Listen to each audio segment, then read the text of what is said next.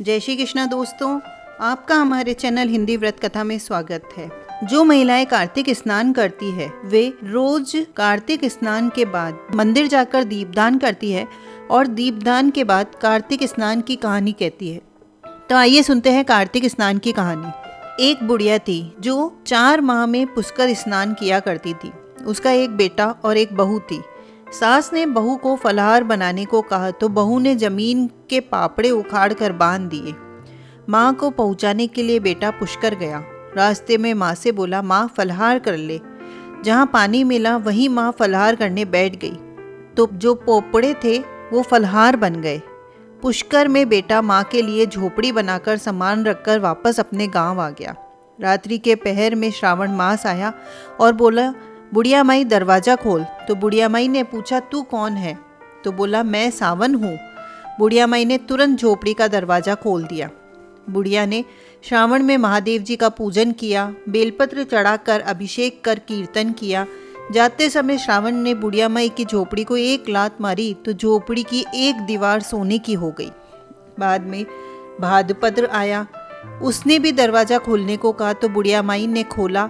सत्तू बना या कजरी तीज मनाई। भादवा भी जाते समय लात मार गया तो दूसरी दीवार हीरे की हो गई। फिर आसोज मास आया, बुढ़िया माई को दरवाज़ा खोलने को कहा। बुढ़िया ने दरवाज़ा खोला, तर्पण कर श्राद्ध मनाया, ब्राह्मण भोजन कराया। नवरात्रों में माँ दुर्गा की स्थापना की, दशहरा मनाया। उसने भी लात मारी तो तीसरी दीवार सोने की हो गई। इस सब के बाद कार्तिक आया, उसने भी दरवाज़ा खोलने को कहा। बुढ़िया ने खोला, कार्तिक स्नान किया, भजन पूजन दीप दान किया, गोवर्धन पूजा, भाई दूज, दीपावली, आंवला नवमी करी। उसने जाते समय लात मारी तो बुढ़िया की झोपड़ी सारी सोने की हो गई। बुढ़िया खूब दान धर्म करती, भगवान का भजन किया करती। चातुर्मास पूर्ण होने पर बेटा अपनी माँ को लेने पुष्कर आया तो देखा माँ और झोपड़ी तो पहचान ही नहीं आ रही है। वहाँ तो भगवान की कृपा से ठाट बाट हो गए हैं। उसने आस पास वालों से पूछा तो उन्होंने बताया तो बेटा माँ के पैरों में गिरकर बोला, माँ घर चलो, और वह सारा सामान गाड़ी में भरकर माँ के साथ घर ले गया। सास के ठाट बाट देखकर बहू के मन में जलन होने लगी। उसने अपनी माँ को 4 मास के लिए पुष्कर स्नान कर छोड़कर आने को पति को कहा। वह अपनी सास को भी पुष्कर छोड़कर आ गया। सावन, भादो, आसोस, कार्तिक सभी आए लेकिन बहू की माँ ने कुछ भी नहीं किया। 4 समय खाती और दिन भर सोती। चातुर्मास जाते जाते झोपड़ी के एक लात मारी तो झोपड़ी गिर गई। बहू की माँ को गधी की योनि में होना पड़ा। 4 माह बाद जमाई अपने सास को लेने आया तो उसे न सास दिखाई दी और न झोपड़ी। आसपास वालों से पूछा तो उन्होंने बताया कि तेरी सास कुछ धर्म कर्म नहीं करती थी, खाती और सो जाती, इसलिए वो गधी हो गई। सास ने भी अपने जमाई को देखा और रंभाते रंभाते सामने आ गई। तब जमाई ने सास को गाड़ी के पीछे बांध लिया और घर ले आया। तो उसकी औरत ने पूछा कि मेरी माँ कहाँ है? तो उसने कहा कि गाड़ी के पीछे बंदी है। जिसकी जैसी करनी, मेरी माँ भोली थी तो तूने फलाहार की जगह जमीन के पोपड़े दिए तो वे भी फलाहार बन गए। तब उसकी औरत बोली, ब्राह्मण के पास चलकर पूछे कि मेरी माँ मनुष्य योनि में वापस कैसे आएगी। तो ब्राह्मण बोला, तेरी सास जब स्नान करे उस पानी को लेकर अपनी माँ को स्नान करा दे तो ये योनि छूट जाएगी। तब बहू ने ऐसा ही किया, उसकी माँ मनुष्य योनि में हो गई। हे राधा दामोदर भगवान, जैसे तुमने लड़के की माँ को सब कुछ दिया वैसे सबको देना। बोलिए राई दामोदर भगवान की जय हो। तो आइए सुनते हैं कार्तिक स्नान की कहानी। एक सासू थी, उसकी 4 बहुएं थी। कार्तिक मास आया, सासू ने बहुओं से पूछा, मैं कार्तिक स्नान करने जा रही हूँ, मेरे साथ कौन चलेगा? तीनों बहुओं ने मना कर दिया। छोटी बहू बोली, सासू जी आप कार्तिक ना हो, मैं आपके साथ चलूंगी। दूसरे दिन सासू बहुएं जल्दी उठी, सारा काम किया। नदी के पास जाकर सासू ने स्नान किया। बहू सासू की साड़ी धोने लगी। कभी कपड़े धोए हुए नहीं थे, बहू से साड़ी निचोई नहीं गई। घर आकर झरझरती साड़ी सुखा दी। मन लगाकर सासू की सेवा करी। स्नान से निवृत्त होते ही सासू को जरूरत के सब सामान देती। इसी बहाने सासू के साथ बहू का भी कार्तिक स्नान हो गया। कार्तिक माता प्रसन्न हो गई। जहाँ साड़ी का पानी झरता वहाँ सोने की चीपे हीरे मोती जगमगाने लगे। घर में सोने चांदी का ढेर हो गया। धन से घर भर गया। कार्तिक महीना पूरा हुआ। बहू बोली, जितनी इच्छा हो ब्राह्मण जिमाओ, दान धर्म करो। सासू बोली कैसे करूं, घर में तो कुछ नहीं है। बहू बोली जितनी इच्छा हो ले लो। सब वैभव दिखाया। सासू बोली तू इतना सब कहाँ से लाई। बहू बोली मैं तो आपकी साड़ी धोती और सुखा देती, इसके झड़ने की जगह धन का ढेर लग गया। धूमधाम से सासू बहू ने ब्राह्मण जिमाए, दान धर्म किए। जेठानियां चकित हो गई, देवरानी से पूछने लगी तूने क्या किया जो इतना धन हो गया। देवरानी बोली मुझे सासू जी की साड़ी ठीक से निचोड़ना नहीं आता था, साड़ी झड़ती उसके पानी की जगह धन का ढेर हो गया। जेठानियों को ईर्ष्या हो गई। उन्होंने सोचा अगली बार हम भी सासू जी को कार्तिक स्नान करवाएंगे।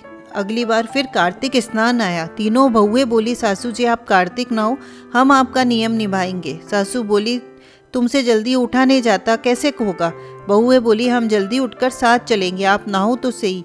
कार्तिक का महीना आया। सासू स्नान करने गई। बहुएं साड़ी धोती तो पानी रखती और सुखा देती। एक जनी चाय बनाकर देती, दूसरी पूजा का सामान निकाल कर देती, तीसरी साथ जाती।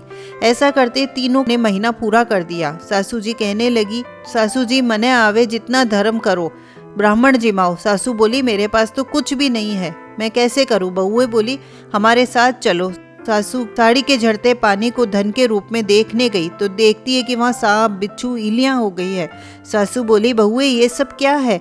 तो बहुएं दौड़ी दौड़ी देवरानी के पास गई और कहने लगी कि ऐसा क्यों हुआ। तो देवरानी बोली मुझे तो राई दामोदर जी ने प्रसन्न होकर धन दौलत दी थी, कार्तिक माता प्रसन्न हुई थी। तीनों बहुएं कार्तिक माता के पैर पकड़कर विनती करने लगी कि भगवान आपने ऐसा क्यों किया।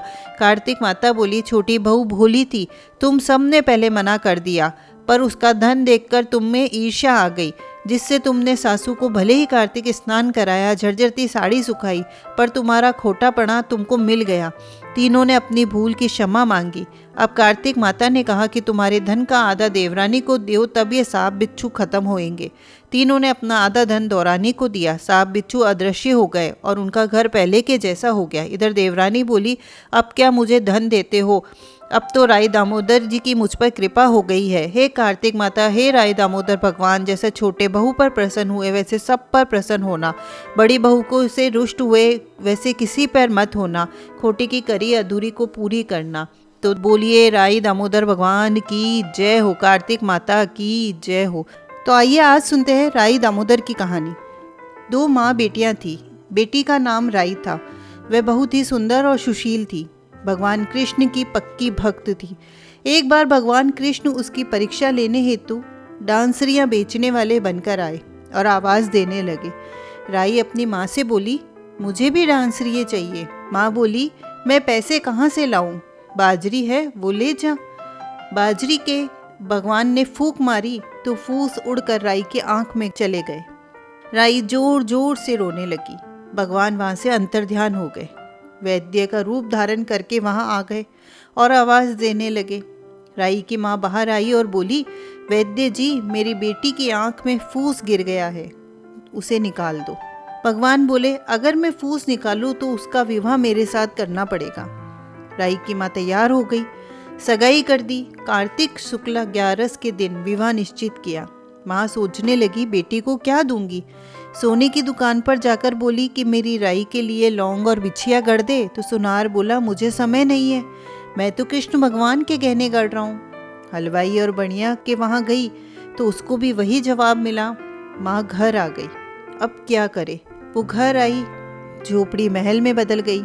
आनंद हो गया। ठाठ से विवाह की तैयारियां होने लगी। भगवान बारात लेकर आए। माँ ने खूब ठाट बाट से राई का विवाह भगवान श्री कृष्ण के साथ कर दिया।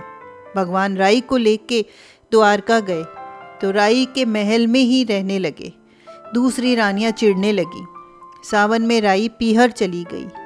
भगवान ने सोचा कि तीज आई है तो राई को तीज भेज दूं। 7 जरी के बेस और 5 सोने के गुट्टे रखे।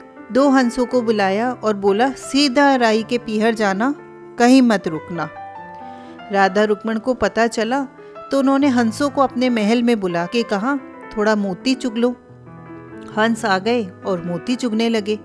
राधा रुक्मण ने सारा सामान निकाल कर उसमें फटे पुराने कपड़े और 5 कांटे बांध दिए और पोटली हंसों को दे दी। हंस सामान लेकर राई के घर गए। राई खुशी से नाचने लगी। जैसे ही पोटली खोली 5 उंगलियों में 5 कांटे चुभ गए। राई को बहुत दुख हुआ। सावन खत्म हुआ तो भगवान उसे लेने आए। राई भगवान से बोली ही नहीं, भगवान आए तो राई दूर हो जाए। भगवान ने सोचा कोई बात नहीं। राई फिर भी नहीं बोली। इतने पर भी राई भगवान को अपने महल में ही जिमाती, भोजन में दही जरूर देती। एक दिन भगवान बिल्ली बन के दही खा गए। अब राई दही कहाँ से लाए? भगवान गुजरी बनकर दही बेचने आ गए। राई नीचे जाकर बोली, थोड़ा दही दे दो। गुजरी रूपी भगवान बोले, राई तुम उदास क्यों हो? हमने सुना आप भगवान से नाराज हो। राई बोली, तुझे क्या मतलब, तू जा।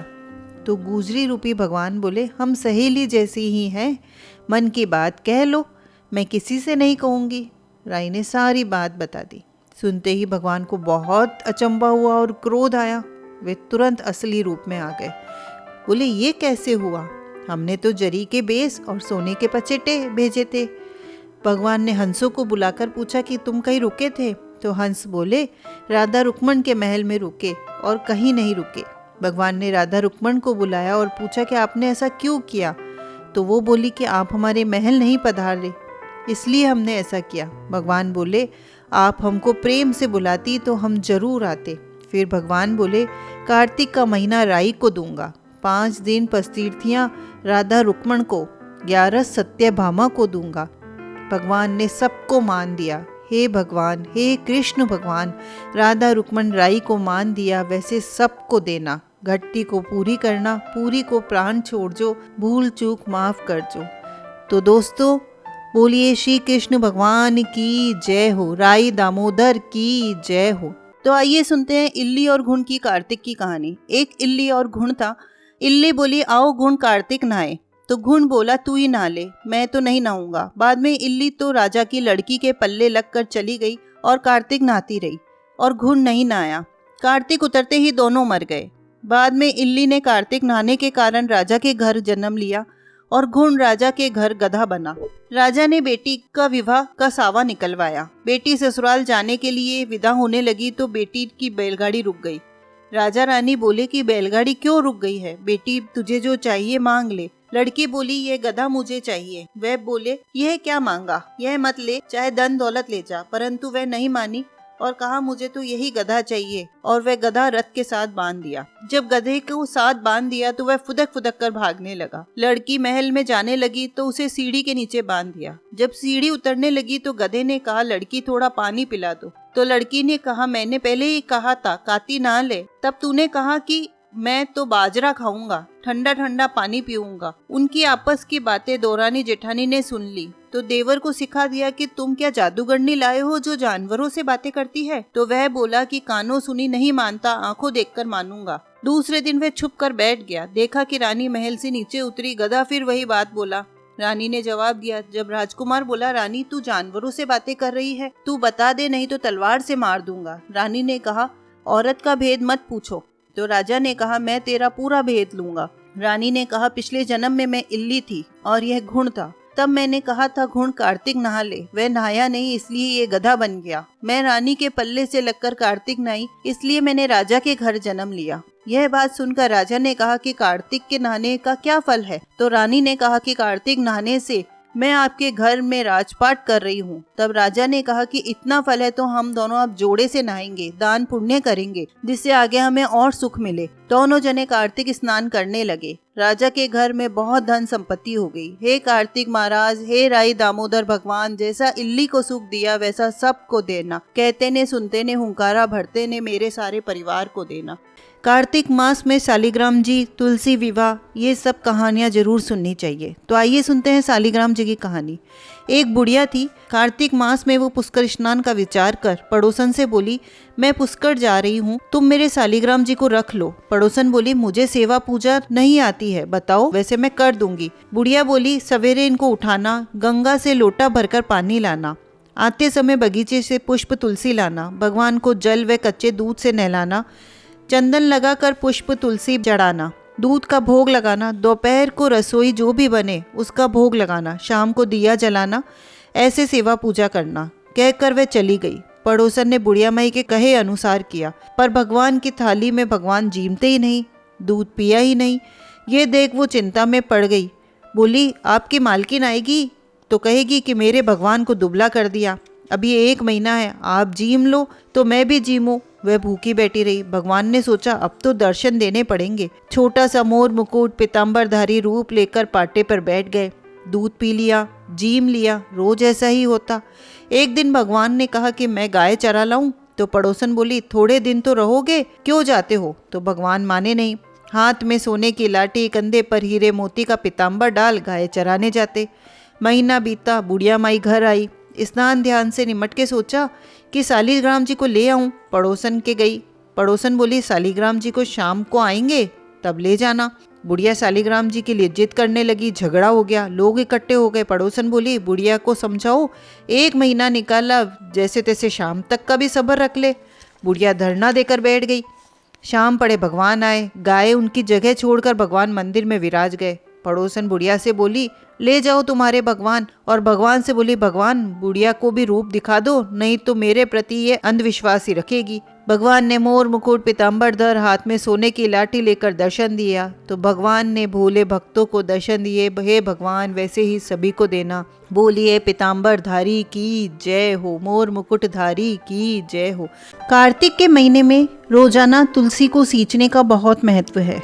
कार्तिक के महीने में रोजाना तुलसी को सींचिए, तुलसी के दीपक जलाइए और तुलसी माता से अपने लिए सुख समृद्धि और अमर सुहाग की प्रार्थना कीजिए। कार्तिक के महीने में तुलसा जी की कहानी भी कही जाती है। तो आइए सुनते हैं तुलसी माता की कहानी। कार्तिक के महीने में सब औरतें तुलसी माता को सींचती हैं। सब तो सींच कर जाती, लेकिन एक बुढ़िया माई आती और कहती, हे तुलसी माता सत की दाता, मैं तेरा बिरला सींचती हूँ, मुझे बहू दे, पीताम्बर की धोती दे, मीठा मीठा घास दे, बैकुंठा का बास दे, चटक की चाल दे, पटक की मौत दे, चंदन को काट दे, साई को रास दे, दाल भात का पुरसन दे, ग्यारस की मौत दे, कृष्ण भगवान को कांधो दे। तुलसी माता यह बात सुनकर सूखने लगे। तो भगवान ने पूछा, हे तुलसी मैया, तुम सूख क्यों रही हो? तुलसी माता ने कहा कि एक बुढ़िया माई रोज आती है और ये बातें कह देती है, मैं सब कुछ उसकी सारी बात पूरी कर दूंगी, लेकिन कृष्ण का कांधा कहाँ से दूंगी? तो कृष्ण भगवान बोले, जब वह मरेगी तो अपने आप कांधा दे आऊंगा, तो बुढ़िया माई से कह देना। बाद में बुढ़िया माई मर गई। सारे गांव वाले एकत्रित हो गए, बुढ़िया माई को ले जाने लगे, लेकिन वो इतनी भारी हो गई कि किसी से भी नहीं उठी। तब सबने कहा कि यह तो इतनी पूजा पाठ करती थी, पाप नष्ट होने की माला फेरती थी, फिर भी भारी हो गई। भगवान बूढ़े ब्राह्मण का भेष बनाकर आए और सबसे पूछा कि इतनी भीड़ क्यों लगी है? तो एक आदमी बोला कि एक बुढ़िया माई थी, मर गई, पापण थी, इसलिए किसी से नहीं उठती। तो भगवान ने कहा, मेरे को एक बात इसकी कान में कहने दो, उठ जाएगी। तो भगवान ने कान के पास जाकर कहा कि बुढ़िया माई मन की निकाल ले, पीताम्बर की धोती ले, मीठा मीठा घास ले, वैकुंठा का बास ले, चटक की चाल ले, पटक की मौत दे, दाल भात को पुरसन ले, कृष्ण भगवान को कांधा ले। यह सुनते ही बुढ़िया माई हल्की हो गई। भगवान उसे अपने कंधे पर ले गए और उसकी मुक्ति हो गई। हे तुलसी माता, जैसे उस बुढ़िया माई की मुक्ति कराई वैसी हमारी भी कराना। बोलिए तुलसी माता की जय हो। कार्तिक के महीने में पीपल पतवारी सींचने का भी बहुत बड़ा महत्व है। पीपल पतवारी के बिना कार्तिक की पूजा अधूरी मानी जाती है। इसलिए सुबह बाकी सब जगह दीपदान करने के बाद पीपल पतवारी जरूर सींचें, दीपदान करें और पीपल पतवारी की कथा भी कहें। तो आइए सुनते हैं पीपल पतवारी की कहानी। एक गुजरी थी, उसने अपने बहू से कहा कि तू दूध दही बेच आ। तो वह दूध दही बेचने गई। कार्तिक का महीना था, वहां पर सब औरतें पीपल सींचने आती थी और वह भी बैठ गई। औरतों से पूछने लगी कि आप लोग क्या कर रहे हो? तो औरतें बोली, हम तो पीपल पतवारी सींच रहे हैं। तो उसने कहा, इससे क्या होता है? औरतों ने जवाब दिया कि इससे अन्न धन मिलता है, वर्षों से बिछड़ा हुआ पति मिल जाता है। तो उस गुजरी ने कहा कि तुम तो पानी सींच रही हो, मैं दूध दही से सींचूंगी। और बेचने के दूध दही से पतवारी और पीपल सींचाती। उसकी सास रोज कहती कि तू दूध दही बेचकर पैसे लाके दे। तो उसने कहा, जब कार्तिक का महीना पूरा होगा तब ला दूंगी। कार्तिक का महीना पूरा हो गया। पूनम के दिन गुजरी की बहू पीपल पतवारी के पास धरने बैठ गई। पीपल पतवारी ने पूछा कि तू यहाँ क्यों बैठी है? उसने कहा, मेरी सास दूध दही के पैसे मांगेगी। तो पीपल पतवारी ने कहा, मेरे पास तो पैसे नहीं है, ये भाटे डंडे पान पत्ते पड़े हैं, ले जा और गुल्लक में रख देना। सास ने पूछा, पैसे लाई? तो गुजरी ने कहा, मैंने पैसे गुल्लक में रखे हैं। सास ने गुल्लक खोलकर देखा तो सास देखती ही रह गई। उसकी आंखें फटी की फटी रह गई। हीरे मोती जगमगा रहे थे। पत्तों का धन हो गया। सास बोली, बहू इतना पैसा कहाँ से लाई है? बहू ने आकर देखा तो बहुत सारा धन पड़ा था। तब गुजरी की बहू ने कहा, सासू जी, मैंने तो 1 महीना दूध दही से पीपल पतवारी सींची और उनसे धन मांगा था। उसने मुझे भाटे डंडे पत्ते दिए थे जो मैंने गुल्लक में रख दिए, वही हीरे मोती हो गए। तो सासू जी ने कहा कि अब की बार मैं भी पतवारी सींचूंगी। सासू दूध दही तो बेच आती, हांडी धोकर पीपल पतवारी में सींच आती। बहू से कहती कि मुझसे पैसे मांग। बहू कहती कि कोई बहू भी कोई सास से पैसे मांग सकती है क्या? सासू जी महीने के आखिर में पीपल पतवारी पर जाकर धरने देकर बैठ गई। तो पीपल पतवारी ने भी उसे डंडे पत्ते पान भाटे दे दिए और कहा, गुल्लक में जाकर रख देना। फिर बहू ने गुल्लक खोल के देखा तो उसमें कीड़े कचरे हो रहे थे। बहू ने सास से कहा कि यह क्या है? सास देखकर बोली कि पीपल पतवारी ने तेरे को तो अन्न धन दिया और मुझे कीड़े मकोड़े दिए। तब पीपल पतवारी बोली कि बहू तो निस्वार्थ भावना से मुझे सींचती थी, तूने तो धन की भूखी होकर सींचा है। तो इसलिए हे पीपल भगवान पतवारी माता, जैसे आप बहू पर प्रसन्न हुए वैसे सब पर प्रसन्न होना। बोलिए पीपल पतवारी की जय हो। कार्तिक की सारी कहानियाँ कहें और लपसी तपसी की कहानी नहीं कहे तो कार्तिक स्नान का सारा फल लपसी और तपसी को चला जाता है। इसलिए कार्तिक की कहानी के बाद लपसी तपसी की कहानी कहना अत्यंत आवश्यक है।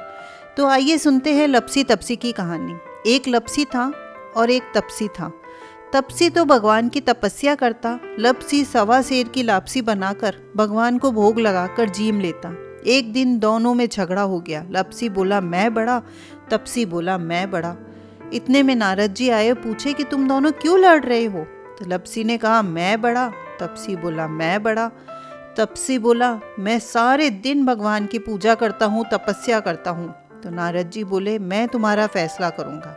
एक दिन तपस्वी नहाकर आने लगा तो नारद जी ने 1.25 करोड़ की अंगूठी उसके आगे फेंक दी। उसने आंख खोलकर देखा तो 1.25 करोड़ की अंगूठी आगे पड़ी थी। तपसी ने वह अंगूठी उठाकर गोद के नीचे दबा ली और तपस्या करने लगा। लपसी सुबह उठकर नहाया, 1.25 सेर की लापसी बनाकर भगवान को भोग लगाकर जीवने लगा। इतने में नारद जी आए। दोनों ने पूछा आपको पता लग गया कि हम में से कौन बड़ा है? तपसी ने कहा मैं बड़ा हूँ। लपसी बोला मैं बड़ा हूँ। नारद जी बोले तपसी महाराज घोड़े को उठाओ। घोड़ा उठाया तो 1.25 करोड़ की अंगूठी निकली। तब नारद जी ने बोला कि ये अंगूठी तो तूने चुराई है, इसलिए तेरी तपस्या भंग हो गई, इसलिए लपसी बड़ा है। तपसी बोला महाराज मेरी तपस्या का फल कैसे मिलेगा? नारद जी बोले रोटी बनाकर बाटियां नहीं बनाएगा तो फल तुझे होगा, ब्राह्मण जिमा कर दक्षिणा नहीं देगा तो फल तुझे मिलेगा, साड़ी देके ब्लाउज नहीं देंगे तो फल तुझे होगा, दिए से दिया जलाएंगे तो फल तुझे मिलेगा। फिर नारद जी बोले सबकी कहानी कह के अगर तेरी कहानी नहीं कहे तो तुझे फल मिलेगा। तब से लपसी तपसी की कहानी कही जाती है। तो बोलिए नारद जी महाराज की जय हो। कार्तिक के महीने में सीता माता के नितनेम की कहानी कही जाती है। इस कहानी को कहने से धन के भंडार भर जाते हैं, घर में सुख शांति समृद्धि बढ़ती है। तो आइए सुनते हैं कार्तिक मास में कही जाने वाली सीता माता की नितनेम की कहानी। एक बार की बात है, सीता माता श्री राम जी को रोज एक कहानी सुनाया करती थी। एक दिन श्री राम भगवान को किसी काम के लिए बाहर जाना पड़ा तो सीता माता कहने लगी कि भगवान मेरा तो 12 वर्ष का नियम है, अब आप बाहर जाएंगे तो मैं अपनी कहानी किसे सुनाऊंगी? तो श्री राम जी ने कहा कि तुम कुएं के पाल पर जाकर बैठ जाना, वहाँ जो औरतें पानी भरने आएंगी उन्हें अपनी कहानी सुना देना। सीता माता कुएं के पाल पर जाकर बैठ गई। एक स्त्री आई, उसने रेशम की जड़ी की साड़ी पहनी हुई थी, सोने का घड़ा ले रखा था। सीता माता उसे देख कहती है कि बहन मेरा 12 वर्ष का नितनेम सुन लो। तो स्त्री बोली कि मैं तुम्हारा नितनेम सुनूंगी तो मुझे घर जाने में देर हो जाएगी, मेरी सास मुझसे लड़ेगी। उसने कहानी नहीं सुनी और चली गई। उसकी रेशम जरी की साड़ी फट गई और सोने का घड़ा मिट्टी के घड़े में बदल गया। सास ने देखा तो पूछा ये किसका दोष अपने सर लेकर आई हो?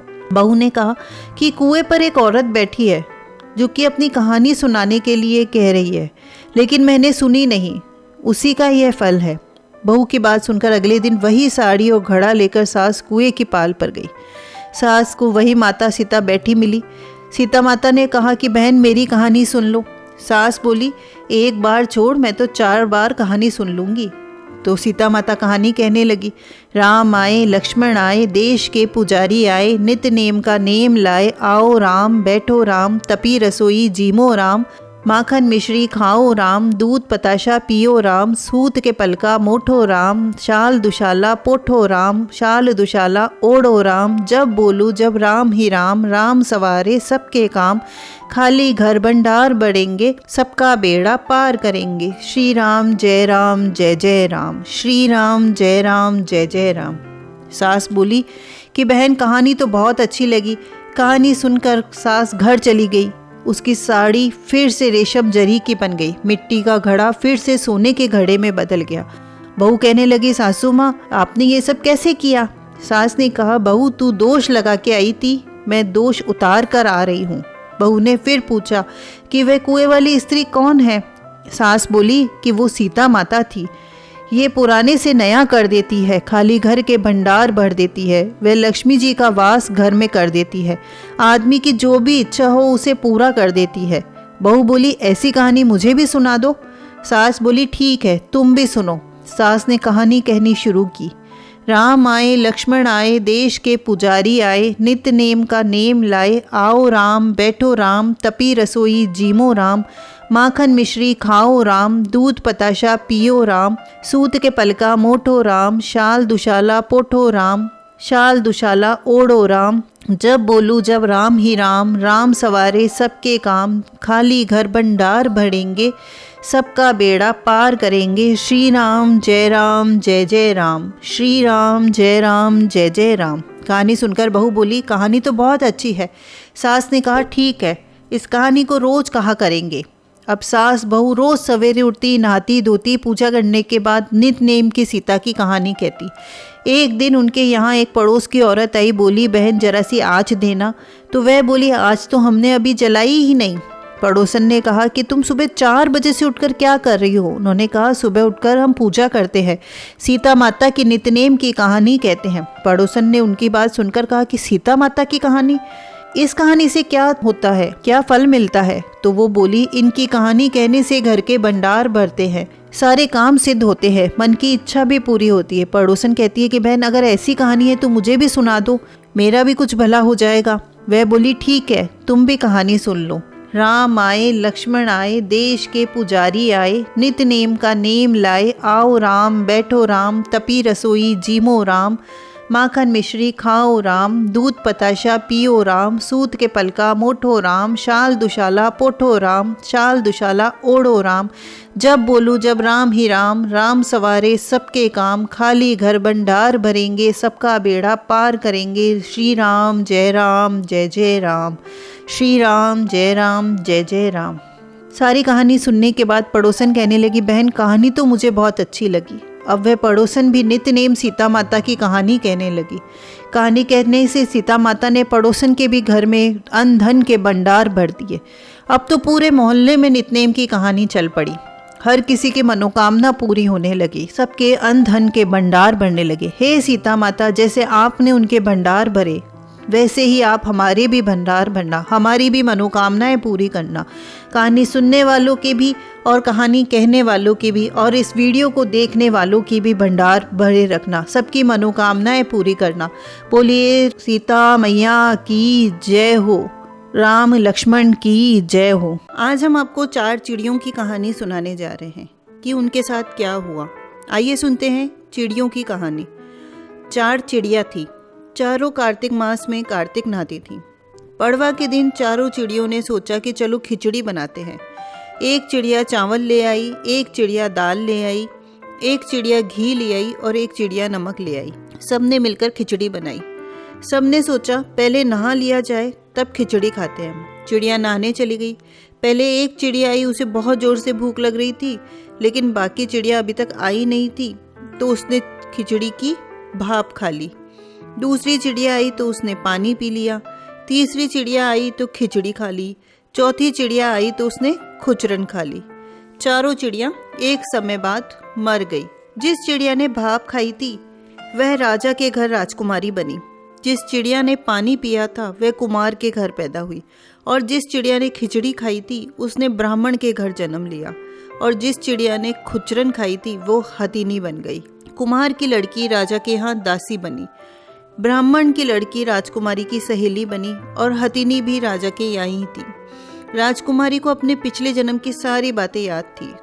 जब राजकुमारी की शादी हुई, जब विदा होने लगी तो राजा से बोली कि पिताजी मैं अपने साथ अपनी सहेली और दासी को भी ले जाऊंगी। राजा ने कहा ठीक है ले जाना। राजकुमारी ने कहा कि पिताजी मुझे हथिनी भी चाहिए। राजा ने कहा अच्छा ठीक है ले जाओ।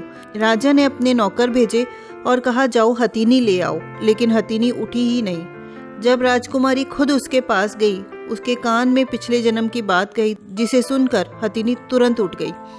राजकुमार ने यह सब देखा तो उसने कहा कि तुम कौन हो और हथिनी के कान में क्या कह रही थी, जिसे सुनकर हथिनी खड़ी हो गई। राजकुमारी ने कोई जवाब नहीं दिया। राजकुमार ने कहा सच सच बता दो, नहीं तो मैं तुम्हारा सिर काट दूंगा। तब राजकुमारी ने राजकुमार को पिछले जन्म की सारी बात बता दी। राजा ने भी सारी बातें सुनी और कहा कि यदि कार्तिक स्नान से इतना महत्व होता है तो हम भी जोड़े से कार्तिक स्नान करेंगे, खूब दान पुण्य करेंगे, भगवान का खूब भजन पाठ करेंगे। तो दोस्तों इस कहानी से हमें यही शिक्षा मिलती है कि हमें कार्तिक स्नान जरूर करना चाहिए, क्योंकि कार्तिक स्नान करने से हमारे सारे पाप दोष मिट जाते हैं और हमें अगले जन्म में अच्छी योनि में जन्म मिलता है। कार्तिक के महीने में जब हम सुबह सुबह भगवान की आरती करते हैं उसे मंगला आरती कहा जाता है। तो आइए सुनते हैं कार्तिक में कही जाने वाली मंगला आरती। दर्शन मोहे दीजो जन्म सुधारे, मंगला आरती झाकी मोहे दीजो, कुल की तो त्यारण मंगला आरती। दर्शन मोहे दीजो जन्म सुधारे, मंगला आरती झाकी मोहे दीजो, कुल की त्यारण मंगला आरती।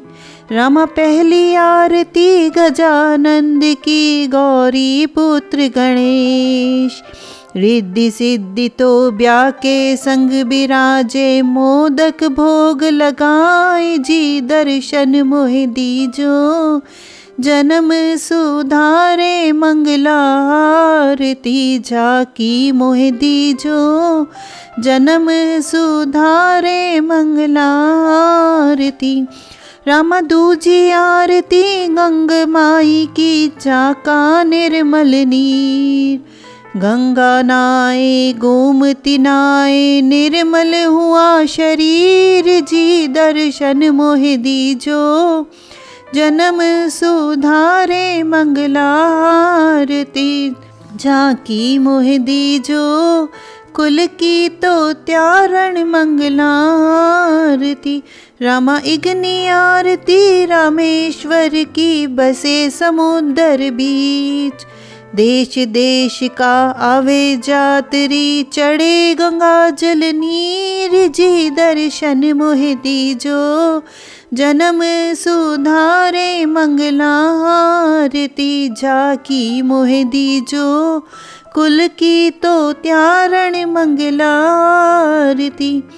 रामा चौथी आरती द्वारका नाथ की, बसे समुद्र बीच, गोमती माई को स्नान कराश्या, छाप लगे रण छोड़ जी दर्शन मोहे दीजो, जन्म सुधारे मंगला आरती झाकी मोहे दीजो, कुल की तो त्यारण मंगला आरती।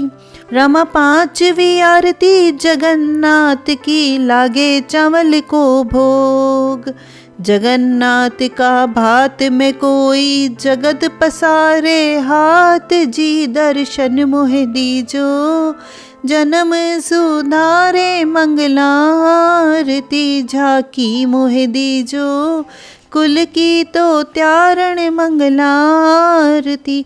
रामा छठी आरती बद्रीनाथ की, चाका जूचा छीका। रामा तप्त कुंड में करवाया स्नान, निर्मल हुआ शरीर जी, दर्शन मोहि दीजो, काया सुधारे मंगलारती। झांकी कर लीजो, जन्म सुधारे मंगलारती। रामा सातवीं आरती गुरुदेव की, महिमा परंपार। भवसागर से पार उतारे दीन बंधु भगवान जी, दर्शन मोहि दीजो, जन्म सुधारे मंगलारती। झांकी कर लीजो, काया सुधारे मंगलारती। रामा आठवीं आरती श्री कृष्ण की, गाया को रखवालो, नित उठ बंसी लेवे हाथ में, गऊ चरावा जाए जी, दर्शन मोहि दीजो, जन्म सुधारे मंगलारती। झांकी कर लीजो, काया सुधारे मंगलारती। रामा नवी आरती पुष्कर राज की, सब देवन को देव। 12 ब्रह्मा रंगनाथ का, दर्शन से दुख दूर जी, दर्शन मोहि दीजो, जन्म सुधारे मंगलारती। झांकी कर लीजो, काया सुधारे मंगलारती। रामा 10वीं आरती चार भुजा की, बसे मेड़ता माए। चार भुजा का दर्शन करता, मीराबाई मगन हो जाए जी, दर्शन मोहि दीजो, जन्म सुधारे मंगलारती। झांकी कर लीजो, काया सुधारे मंगलारती। रामा 11वीं आरती हनुमान की, गढ़ लंका में जाए। राजा राम का कारज सार्या, सीता की सुध लायसी, दर्शन मोहि दीजो, जन्म सुधारे मंगलारती। झांकी कर लीजो, काया सुधारे मंगलारती। रामा 12वीं आरती कल्याण धनी की, डिग्गी पुरी का राजा। अंधा ने दोए आँख्यां दीजे, कोड़ियारो कोड़ मिटाए जी, दर्शन मोहि दीजो, जन्म सुधारे मंगलारती। झांकी कर लीजो, काया सुधारे मंगलारती। रामा 13वीं आरती सूरज नारायण की, महिमा परंपार। सब सृष्टि ने पूरण वाला, दीन बंधु भगवान जी, दर्शन मोहि दीजो, जन्म सुधारे मंगलारती। झांकी कर लीजो, काया सुधारे मंगलारती। रामा 14वीं आरती सत्यनारायण की, महिमा परंपार। डोरा कंठी रतन जड़ाओ, दर्शन की बलिहार जी, दर्शन मोहि दीजो, जन्म सुधारे मंगलारती। झांकी कर लीजो, काया सुधारे मंगलारती। रामा 15वीं आरती नरसिंह धनी की, महिमा परंपार। खंभ पाड़ हिरना कुश मार्यो, भक्त प्रहलाद उबार जी, दर्शन मोहि दीजो, जन्म सुधारे मंगलारती। झांकी कर लीजो, काया सुधारे मंगलारती। रामा जो कोई मंगला गावसी, होसी मंगलाचार। हरि को होए सो हरि ने ध्यावे, पापी गोता खाए जी, दर्शन मोहि दीजो, जन्म सुधारे मंगलारती। झाकी कर ली जो काया सुधारे मंगलारती। रामचंद्र सखी की विनती जो सुन जो चित्त लगाए।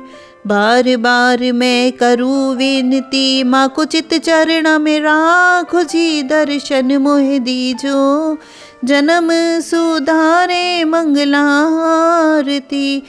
झाकी कर ली जो काया सुधारे मंगलारती। बोलिए कृष्ण भगवान की जय हो, राई दामोदर की जय हो। तो दोस्तों, ये थी कार्तिक मास में गाई जाने वाली मंगला आरती, जो कि सुबह सुबह गाई जाती है। तो दोस्तों, आपको ये आरती, ये जानकारी अच्छी लगी हो तो प्लीज़ लाइक करें, कमेंट करके हमें प्रोत्साहित करें और हमारे चैनल को सब्सक्राइब करें। धन्यवाद।